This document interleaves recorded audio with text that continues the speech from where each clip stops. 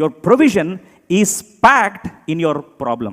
నువ్వు ప్రాణం చేస్తావు కదా, ప్రభా నాకు ఇదో సమస్య వచ్చింది ప్రభా అంటే, ఆ సమస్యలోనే నీ సదుపాయాన్ని పెడతాడు దేవుడు. ఇప్పుడు ఈయన సమస్య ఏంటి? కేరితివాగు ఎండిపోవడం. మరి కేరితివాగు ఎండిపోయింది, ఎందుకు దేవుడు అలా చేస్తూ వచ్చాడు? చాలాసార్లు మాకు అర్థం కాని ప్రశ్న ఏంటంటే, ఎందుకు ఇలా జరిగింది అని బాధపడుతుంటావు కదా నువ్వు. ఏదైతే ఎండిపోతుందో చూడు, అక్కడే నీ సమస్యకు పరిష్కారాన్ని దేవుడు దాచి ఉంచాడు. ఏం దాచి ఉంచాడు? 8వ వచనం చూడండి, తెలిసిపోతుంది మనకి. అంతటా యెహోవా వాక్కు అతనికి ప్రత్యక్షమై ఇలాగూ సెలవిచ్చెను, నీవు సిదోను పట్టణ సంబంధమైన సారేపతు అను ఊరికి పోయి అచ్చట ఉండుము. ఇప్పుడు ఒకటి దేవుడు ముగించాడు, క్లోజ్ చేశాడంటే ఇంకా ఆడే కూర్చొని ఏడుచుకుంటూ కూర్చోవద్దు. నీ సమస్యలోనే దేవుడు ఏం పెట్టాడు?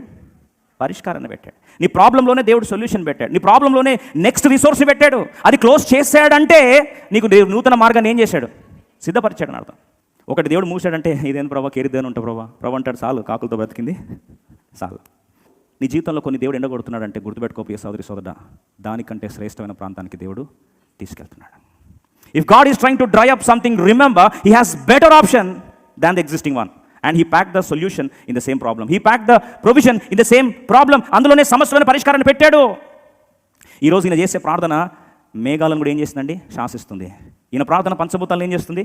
నిర్దేశిస్తుంది. ఈయన ప్రార్థన వస్తున్న మేఘాలు కూడా పంపించేశాడు. ఈయన ప్రార్థన అంతా శక్తివంతమైంది.